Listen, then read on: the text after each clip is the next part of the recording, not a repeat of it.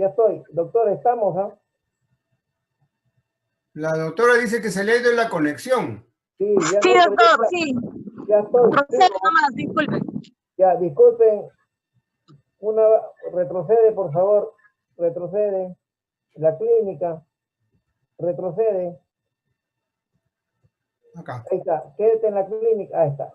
Bueno, ¿cuál es la clínica de la peritonitis? Vamos a encontrar fiebre mayor a 38 grados centígrados. El dolor es brusco, muy intenso. Va a haber náuseas, vómitos. El abdomen se encuentra totalmente distendido. Difícil a veces la palpación, y acá viene lo que nosotros habíamos visto en la apendicitis, el abdomen en tabla. Hay rigidez de la pared, esto se traduce como abdomen en tabla. Hay timpanismo o matidez, los ruidos hidroaéreos están totalmente abolidos o pueden estar hipoactivos. La que sigue. Bueno, en cuanto se refiere al diagnóstico, vamos a ver que se basa en la historia clínica y en los exámenes auxiliares, ¿no? Y en operaciones previas, si es que estamos en presencia de un cuadro de abdomen agudo quirúrgico operado, ¿no? El dolor que se presenta es un dolor súbito, de intensidad progresiva, se exacerba con la tos, con la respiración profunda, y a veces, muchas veces, calma con el decúbito. Su clínica, como es en todos los casos, primero hay inspección, hay palpación, hay percusión y auscultación. Acá es al revés. Primero nosotros tenemos que inspeccionar, después auscultamos, después palpamos y por último percutimos. De esta manera, nosotros llegamos a hacer el diagnóstico de peritonitis. Acá hay un signo, el signo o la maniobra de Vivet-San Martino, que es una maniobra que se utiliza muchas veces para hacer diagnóstico si estamos en presencia de un cuadro de tipo ginecológico. Se hace un tacto vaginal y la mano por encima del pubis y va a haber reacción intensa por inflamación del peritoneo para poder hacer el diagnóstico diferencial. La que sigue. Bueno, en cuanto se refiere a los exámenes, ya hemos visto el hemograma siempre va a estar mayor a los 10.000, puede llegar hasta 15.000, 20.000.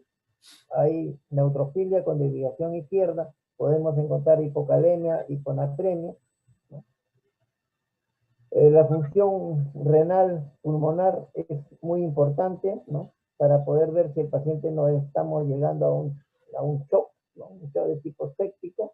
Y lo importante es que cuando nosotros tengamos un cuadro de peritonitis siempre debemos hacer cultivos, ¿no? En este caso se debe hacer 3 hemocultivos cuando el paciente empieza a hacer fiebre, ¿no? O bien policultivos. La que sigue. Estas son las imágenes que podemos encontrar nosotros cuando vemos un cuadro de peritonitis.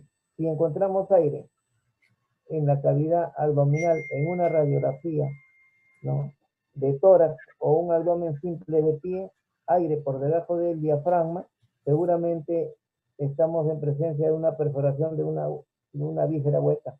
Los niveles hidroaéreos y la pila de monedas que se suelen observar es un cuadro de peritonitis por ilio. En cambio, podemos ver también una imagen de vidrio esmerilado que se puede observar en esta radiografía simple de abdomen. Son signos que nos pueden ayudar a hacer el diagnóstico, sin lugar a duda, de que estamos frente a un cuadro de peritonitis. La que sigue. Bueno, este es otro signo, así como el signo esmerilado, también podemos tener el signo de reboque, que es engrosamiento de la pared intestinal. Y el borramiento de psoas ciliaco, que es muy importante por la cantidad de líquido que no nos deja ver, ¿no?, la imagen o la silueta del músculo psoas ciliaco. La que sigue. Bueno, ¿cuál es el tratamiento? Tenemos que tener objetivos. Hay que controlar la fuente de contaminación y tener que utilizar drenaje si es posible. Los usos de antibióticos adecuados, la nutrición del paciente, que es importantísimo en estos pacientes porque son de larga data, y evitar de que se alteren los demás órganos, principalmente el sistema urinario, el sistema respiratorio, el sistema cardiovascular. ¿Cuál es la conducta que se sigue. Estos pacientes siempre terminan en la unidad de cuidados intensivos, donde van a ver una monitorización hemodinámica, colocación de catéter venoso central, los exámenes, los cultivos, y se mide pues la diuresis, ¿no? Y se tiene que evitar la hiperglucemia, prevenir las úlceras por estrés, ¿no? Pueden utilizar ranitidina o también bloqueadores, ¿no es cierto?, de tipo omeprazol. Hidrataciones con cristaloides y la nutrición enteral, que es la preferible, y si no puede enteral, tendría que ser la nutrición parenteral, o bien puede ser una combinación de ambas. Esto sería en cuanto se refiere al tratamiento de la peritonitis. ¿Sí? Los antibióticos va a depender mucho del germen. Acuérdense que los antibióticos se utilizaban en forma empírica, en forma profiláctica y en forma terapéutica. Entonces acá nosotros con los cultivos tenemos que poder ver qué tipo de antibióticos tenemos que darle al paciente en forma adecuada. Podemos darle cefalosporina, ¿no? Ceftriaxona, cefostaxima, cefostaxibima. Aminoglucósidos, lo más conocido, la gentamicina, ¿no? La gentamicina, la canamicina también puede ser. Y antianaerobios, sin lugar a dudas, siempre tiene que estar presente en un cuadro de peritonitis. No se puede dar un solo antibiótico, siempre tiene que estar combinado, tanto para gram negativos como para anaerobios. En este caso, podemos utilizar metronidazol, lindamicina, podemos utilizar también la fluoroquinolona, ciprofloxacino, los últimos que han salido, el probafloxacino, los carbapenémicos, el meropenem y la cefalosporina de cuarta generación tipo cefepime. Todos estos antibióticos va a depender mucho de los cultivos, los antibiogramas y cómo va a ir evolucionando el paciente. Nos queda, por último, también indicar que se puede utilizar la vancomicina, que no le hemos colocado acá, ¿no?, para gran positivo. ¿Para qué siguen? Bueno, con esto he terminado. Espero que hayan entendido algo y puedan hacer el diagnóstico certero de apendicitis aguda, ¿no?, en sus inicios, y no tener que llegar a complicaciones que va a ser mucho más difícil para el paciente. Espero que hayan entendido y sus preguntas van a ser importantes para poderlas solucionar. Doctora Giselle, espero la pregunta de los alumnos. Doctor, buenas tardes. Quería hacer una consulta con respecto a apendicitis. Es un caso que, bueno, un compañero me comentó estando en su estancia de Serum en Huánuco, y le vino un paciente con un presunto diagnóstico, pareciera de enterocolitis. No era un diagnóstico muy, a la palpación, la niña, porque era una niña de 14 años, no presentaba Bloomberg positivo. La niña era tímida. Entonces, tras tratamiento, no hubo mejoría. Entonces, mi pregunta es, al final se supo que era una apendicitis, pero ya complicada con una peritonitis, ¿no? Entonces, en caso que me vengan pacientes así que de dudoso diagnóstico, así, ¿cuánto tiempo yo debo esperar para yo, por ejemplo, de un diagnóstico diferencial de apendicitis? ¿Cuánto tiempo puedo esperar yo para asegurarme que puede ser una apendicitis, ¿no? El cuadro que me presenta. O sea, ¿cómo podría diferenciar? ¿Cuál sería mi manejo inicial? ¿Cómo lo manejaría de manera inicial, y después de cuánto tiempo podría cambiar mi diagnóstico? Bien, Esa era mi claro, pregunta. ya habíamos dicho que la apendicitis es un cuadro que muchas veces es difícil de poderlo ubicar, ¿no?, sobre todo en el sexo femenino. Esta niña, lo que pasa es que vino con un cuadro de gastroenterocolitis, náuseas, vómitos y diarrea. Entonces, este cuadro hace que nos saque un poco de la imagen que nosotros tenemos. No vamos a encontrar Bloomberg, no necesariamente no significa que no tenga apendicitis. Si esta paciente, empleemos los criterios de Alvarado, estamos en un pueblo muy lejos, donde no estamos en una posta y no tenemos otra forma de poderlo solucionar, yo pienso que esta paciente, si no mejora dentro de 3 horas y su dolor aumenta de intensidad, debemos de transferirla a un centro hospitalario donde haya mejor atención y resolución.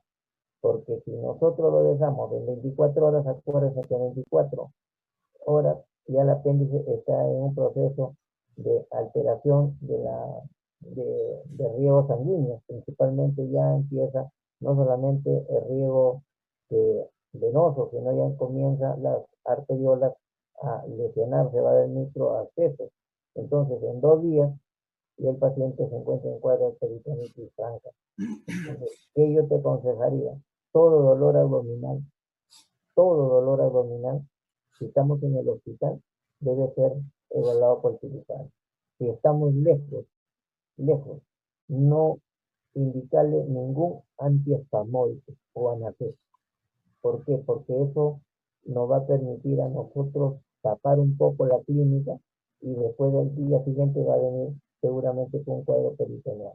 Entonces, mi recomendación es no darle analgésicos, no darle antiespasmódicos y referirlo a una institución donde se pueda practicar la apendicectomía. Muchas veces las postas médicas están muy lejos, no tenemos ambulancias, no tenemos movilidad, tenemos que andar pues, en las féminas.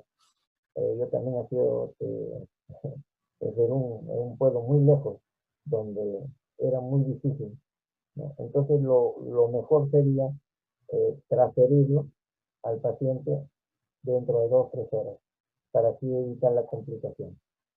No sé si te has quedado satisfecho con mi pregunta. Sí, sí, doctor. Entonces, si dentro de 3 horas no encuentro una mejoría, hago una contrarreferencia o referencia a un hospital, Una entonces. referencia, En este acuérdate que caso, ¿cuál sería mi manejo inicial entonces en este paciente si no le puedo dar antiespasmódicos, tú no le puedes anti... dar antiespasmódico, no le puedes dar analgésico, no le puedes dar nada por vía oral, tampoco lo puedes alimentar, por eso lo tienes que observar en 3 horas. Ok, pero Y entonces eso solamente observación, no le doy nada más. no le puedes dar nada, no le puedes decir que coma, no lo puedes, Mm, salvo que el paciente esté vomitando. Si el paciente está vomitando, ¿no? O tiene diarrea, en este caso sí lo tienes que hidratar por vía parenteral. Le colocas claro. una vía, la vía tiene que ser con cloruro de sodio al 9%, no con dextrosa, sino con cloruro. Entonces, le colocas una vía y lo mantienes hidratado al paciente hasta que puedas tener la ayuda correspondiente, ¿no?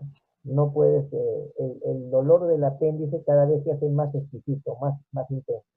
Acuérdate que desde el epigastrio periumbilical va a correr y se va a localizar la fosa ilíaca derecha. Y ahí se va a quedar y va a ser cada vez más intenso. Inclusive el paciente no puede caminar, no puede toser, no puede deambular. Y si lo hace, va a venir con su mano pegada a fosa ilíaca derecha, abdomen inferior y doblado. No camina erecto, sino doblado. ¿Por qué? Por el dolor intenso que tiene.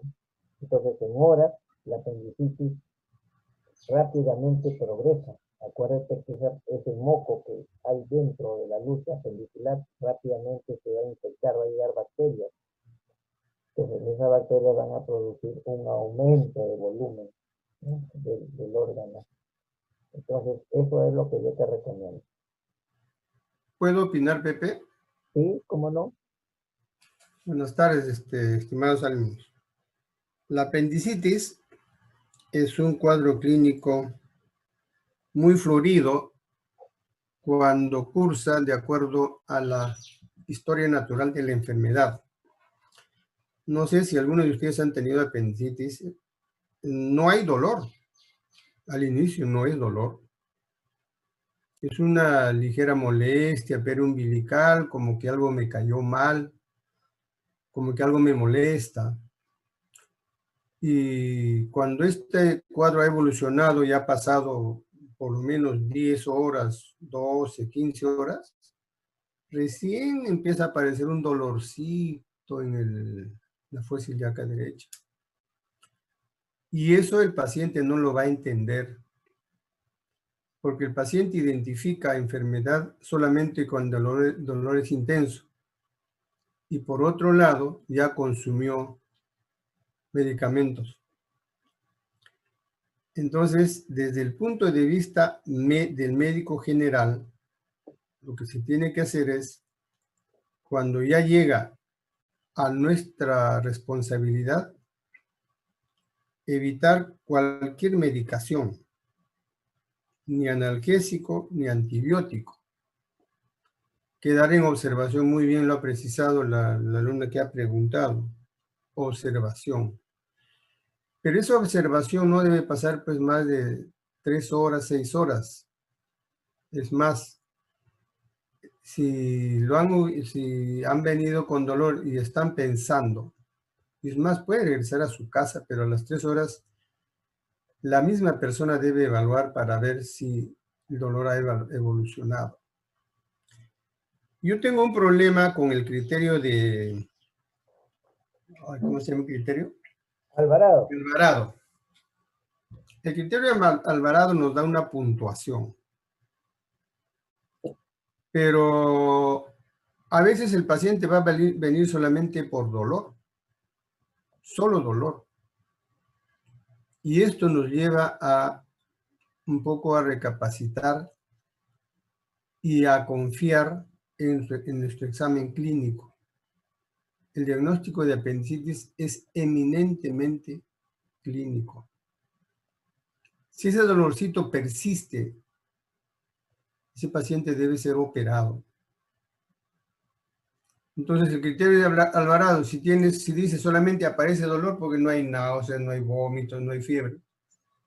El criterio de Alvarado dice que con esa puntuación de dolor debe regresar a su casa. Yo no lo regresaría. Yo no lo regresaría. Y es más, después de 24 horas, potencialmente el paciente puede estar ya perforándose. Y si el paciente viene a las 24 horas solamente con dolor, ¿lo van a regresar y confiando en el criterio de Alvarado? Me parece que no. Entonces, siempre, por lo menos los cirujanos viejos, cuando un paciente viene así, hacemos dos cosas. O lo volvemos a evaluar en 2, 3 horas, o le explicamos al paciente que el dolor que presenta es un dolor que necesita ser intervenido quirúrgicamente. Se le explica, el paciente entiende. Y se le explica que si está sano, se la vamos a sacar. Vamos a hacer una incisión pequeñita y ya no le va a dar apendicitis.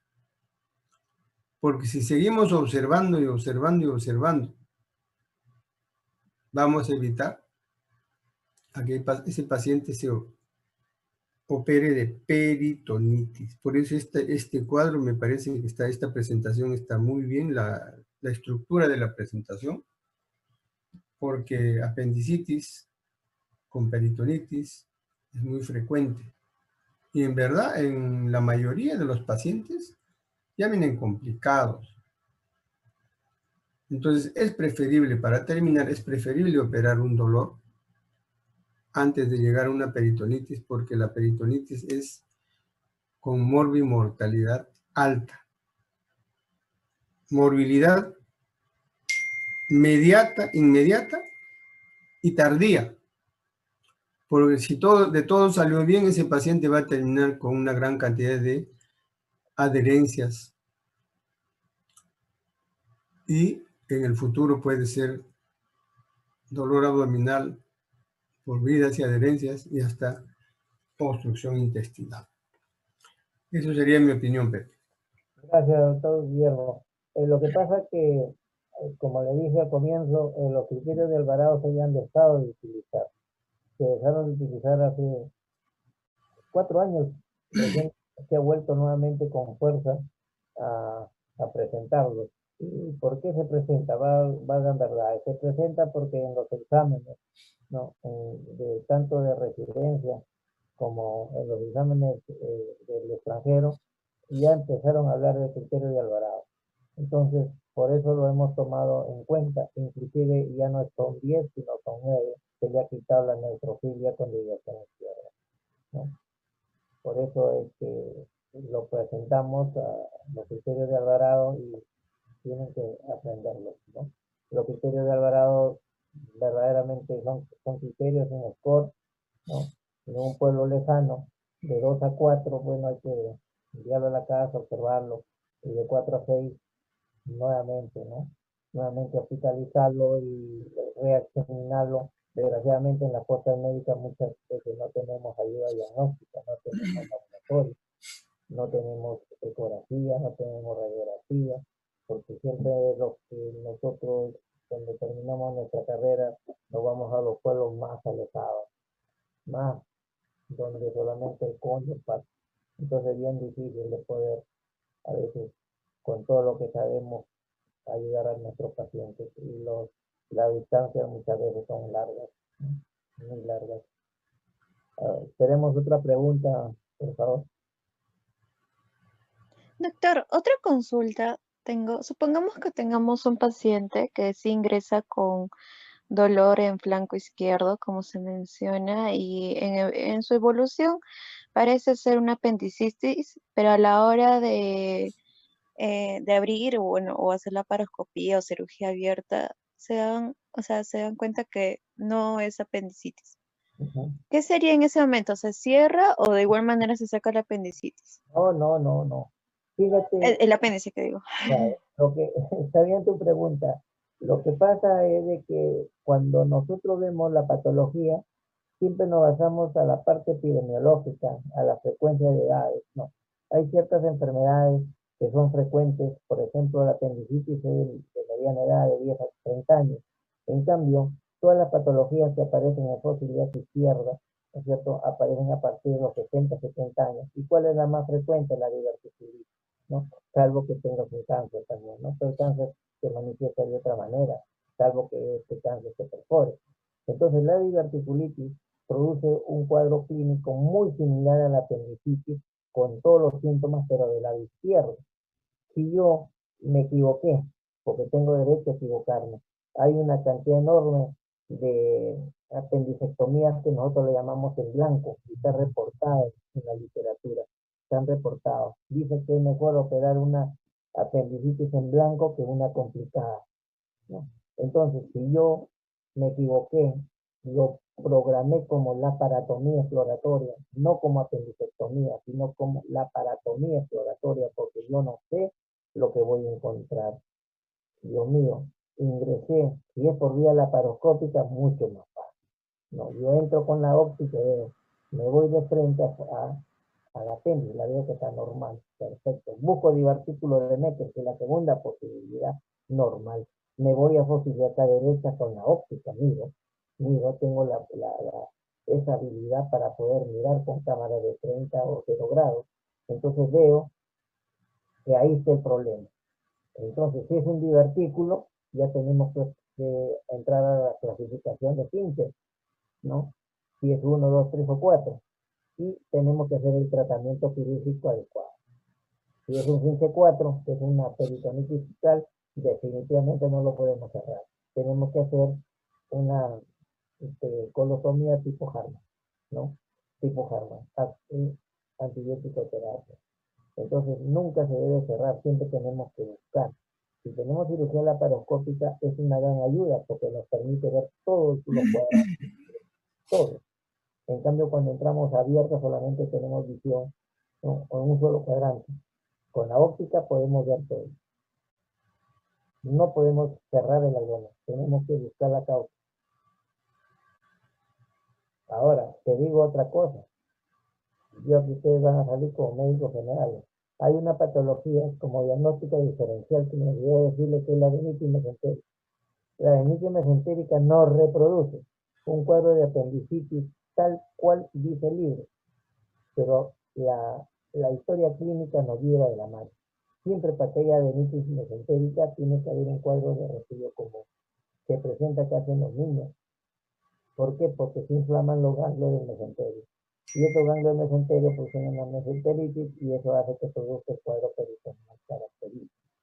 Muchas veces hemos entrado, ¿no? En personas adultas también, ¿no? Que están resfriados, ¿no? Un resfrío leve, una virosis, hemos entrado y no hemos encontrado nada, solamente ganglios a nivel del mesenterio, con una apéndice normal. Ahora el problema es que sacamos la apéndice, no la sacamos, eso va a depender del momento y de la experiencia que tenga el cirujano, ¿no? En este tipo de tratamiento. ¿Otra pregunta?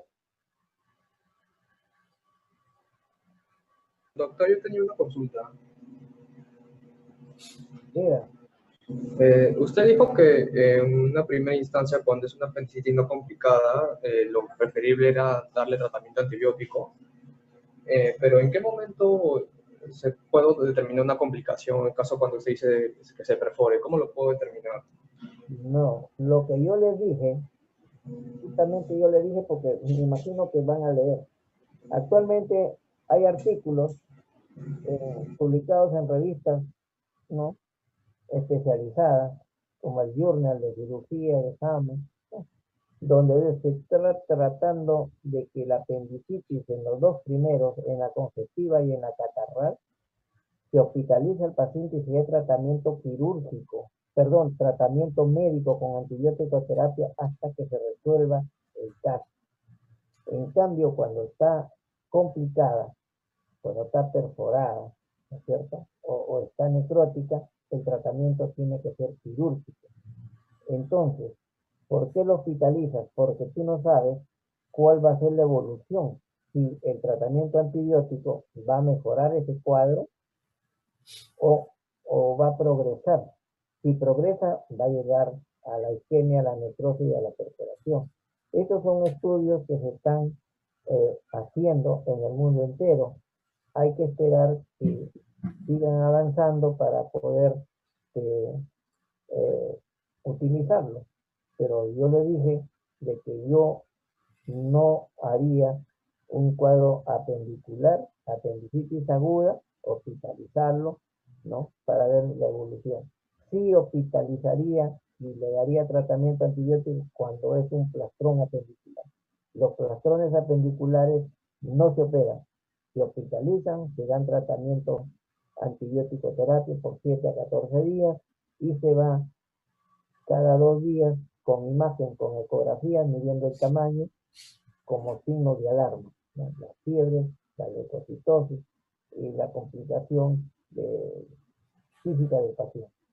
En ese caso, sí se da antibiótico hasta que desaparezca el plastrón, salvo que el plastrón en el trayecto de que está hospitalizado sufra alguna rotura y ahí sí tenemos que entrar a operarlo, ¿no?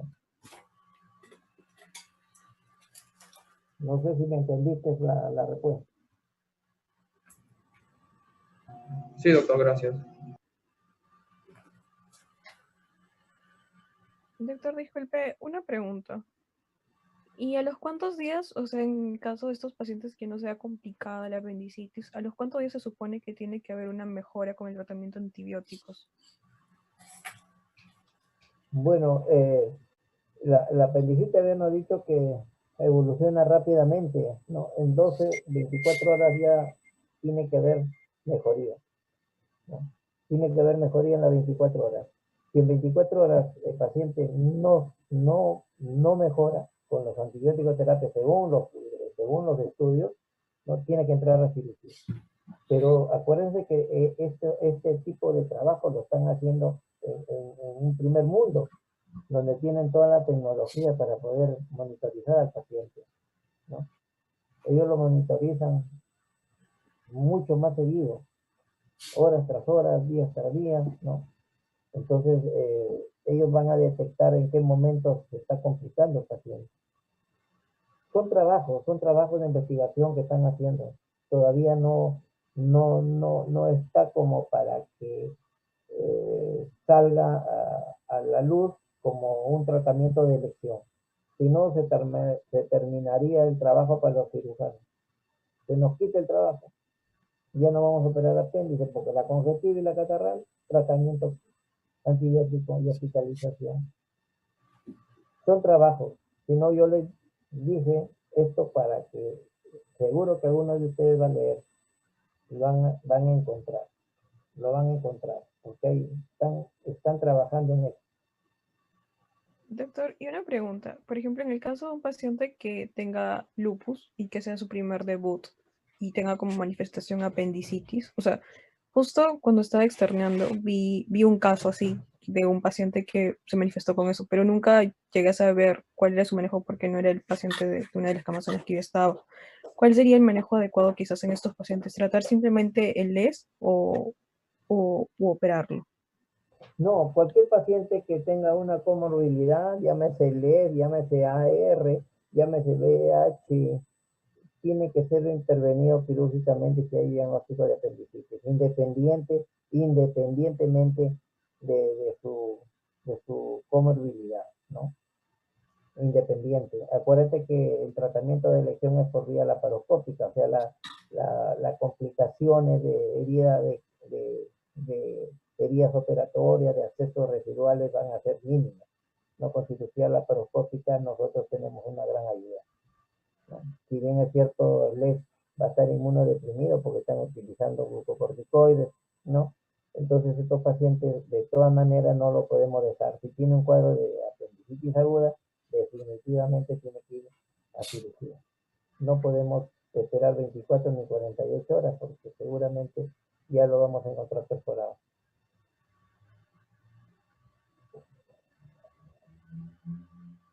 Gracias, doctor.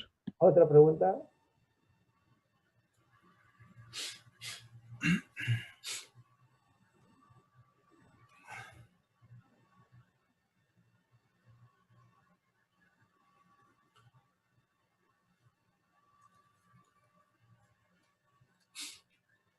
Si no hay Doctor, bueno, ay, disculpe, quería sacarme de duda de cuándo se hace una laparotomía o una laparoscopía exploratoria.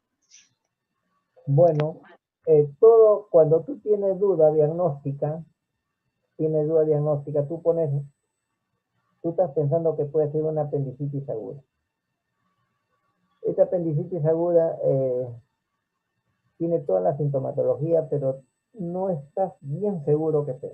Entonces tú no puedes poner en tu programación apendicectomía. Tú pones abdomen agudo quirúrgico, tratamiento laparatomía o laparoscopía, ¿no? Entonces ahí te vas a encontrar si es o no es cuando empieces a mirar. Entonces tú lo programas como laparatomía o laparoscopía. Bueno, le puedes agregar diagnóstico, ¿no? Me olvidaba de decirles algo. También como causa etiológica, también se denomina hiperplasia de las amígdalas de Ruth, por si acaso. Hiperplasia de las amígdalas de Ruth, ¿no? Agréguenle también a la etiología de los fecalitos o coprolitos y la hiperplasia linfática, que ya tienen una más que me estaba olvidando. Hiperplasia de las amígdalas de Ruth. Eso es lo que tienes que hacer cuando tú programes y tengas dudas. Gracias, doctor. ¿Qué otra pregunta? Acuérdate que en el sexo femenino es más difícil hacerlo, ¿no? Hay bastantes dudas, pero con tus signos clínicos, historia clínica, vas a llegar al diagnóstico. Y después recién vas a pedir tu ayuda diagnóstica, tu hemograma, ¿no? Lo que tengas a la mano, la ecografía para afinar más tu diagnóstico, ¿no? Pero ya les digo, la apendicitis, el diagnóstico es clínico, netamente clínico. Tu historia clínica y tu mano. Tu mano te va a servir para hacer la exploración física con los signos ya mencionados. Bloomberg, Maburne, Roque, ¿no? Y Dumping, el de la torre.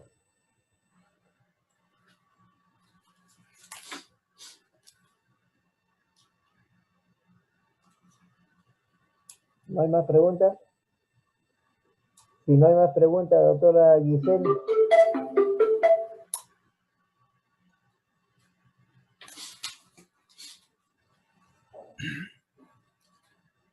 Muy bien, creo que la doctora no está. Si no hay preguntas, yo creo que aquí acabamos y los esperamos a las 7 de la noche, como nos han propuesto para hacer Caso clínico. el seminario y el caso clínico. No hay más Gracias, preguntas. doctor. ¿No se ven? Bueno, hasta luego, chicos. Hasta luego, Gracias, doctor. doctor. No, Hasta doctor, luego, gracias. hasta luego, Gracias. chicos. Espero que haya